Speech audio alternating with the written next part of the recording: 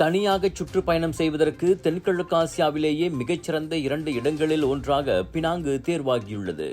உலகின் முன்னணி சுற்றுலா இணையதளமான லோன்லி பிளானட் வெளியிட்டுள்ள பட்டியலில் சிங்கப்பூர் மாநகரத்துக்கு அடுத்து பினாங்கு 2வது இடத்தை பிடித்துள்ளது.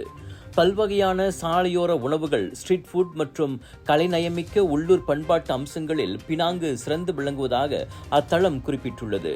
பினாங்கு தலைநகர் ஜார்ஜ் டவுன் யுனெஸ்கோ அமைப்பின் உலக புராதன இடங்களில் ஒன்றாக விளங்குவதும் அதில் சுட்டிக்காட்டப்பட்டுள்ளது. உலகப் போருக்கு முந்தைய வேலைப்பாடுகளுடன் கூடிய பாரம்பரிய வீடுகள், கடை தொகுதிகள், அவற்றுக்கு மத்தியில் கெஃபே, உணவகங்கள், சாலையோர கலை படைப்புகள் என சுற்றுப்பயணிகளை கவரும் அனைத்து அம்சங்களையும் ஜார்ஜ் டவுன் தன்னகத்தை கொண்டுள்ளது.